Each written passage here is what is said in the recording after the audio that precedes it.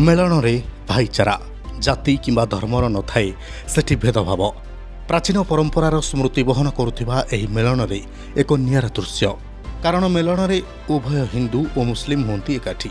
ए दृश्य ए घटना निकट अतीतर धारा नुहे किंबा नूतन आरंभ भी नुहे। दीर्घ 200 वर्षर परंपरा किंतु एबे भी सही जोश सही आत्मीयता। कोणार्क स्थित गोपरे आयोजित एही मेलन सागर स्नान मेलन भावे प्रसिद्ध। थानपति प्रभु गोपालजीउ फगु खेली अस्थान को विजे करने पर मेलन पड़िया को विजे करती 50 रु अधिक सुसज्जित ठाकुरों विमान। गोप मेलन को सागर स्नान मेलन बोली कह जाए। एक भाईचारार पर्व। मुसलमान एंड हिंदू लोक मैंने पूरा भाईचारार पर्व। आम छोट बलू ये देखी आसुचु पूरा गोप मेलन बड़ आकार हुए। आम छोट बलू ये बहुत लोक को देखु आसिकी बहुत भक्तिभाव भी ये आसिले आमको लगे विभिन्न प्रकार लोक ये आसी था। এই সাগর স্নান মেলন আয়োজন পছরে রয়েছে অনেক কিংবদন্তি। 1806 মସିହାରେ প্রভু গোপালজীউ কৌশি কারণରୁ গোপথানা মালখানা হাজতরে ଥିଲେ। হঠাৎ দিনে রাতিরে দারোগা বাবুଙ୍କୁ প্রভু গোপালজীউ মেলন କରିବାକୁ ନିର୍ଦ୍ଦେଶ ଦେବା ପରେ ଆରମ୍ଭ ହୋଇଥିଲା ଉତ୍ସବ। ସେହି ଦିନଠାରୁ ଦୀର୍ଘ 2 ଦଶନ୍ଧି ଧରି ଆୟୋଜିତ ହୋଇ ଆସୁଛି ମେଲଣ ଉତ୍ସବ। ଏହାର ବିଶେଷତ୍ୱ ହେଲା ଏଠାରେ ଉଭୟ ହିନ୍ଦୁ ଓ ମୁସଲିମ ସମ୍ପ୍ରଦାୟ ଏକାଠି ହୋଇ ପାଳନ କରନ୍ତି ମେଲଣ। এই মেলনটি আপনার এই কুশভদ্রা নদী কূଳରେ କରାଯାଉଛି।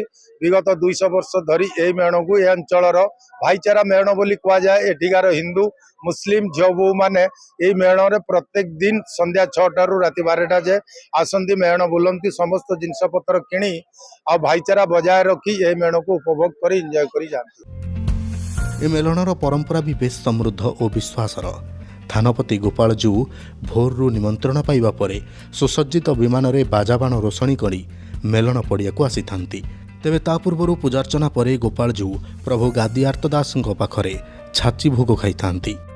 मेलन पड़ियारे गोपालजीउ पूजा पाइबा परे अन्य दोल सबु मेलन पड़ियारे विजे करती। पूर्वरु एही मेलन 1 मास धरी चलुथिला। एबे परंपरा बजाय रहिछि सत, हेले 7 दिन मेलन आयोजन करा जाउछि। मेलन देखिबाकू दूर दूरांत गाँरु भक्तଙ୍କ समागम होइथाय। मेलन पड़ियारे आलोकसज्जा आतसबाजी सांगकू बजार भी बसे। ठाकुर देखाकू बजार किणा गहली बढ़ाई बेले भिड़ नियंत्रण दायित्व तुलाई थाए प्रशासन। एटा गोटे दीर्घ दिनर परंपरा। से परंपरा को सम्मान दे पुलिस एवं सर्वसाधारण भितर भाईचारा गोटे सृष्टि होइछि। भल परंपराटे अच्छी। तेणुक मुझे भल निष्ठार सहित व्रत रखी समस्त कर्म सुचारू रूपे पालन करी मेलन उत्सव भाग नहीं।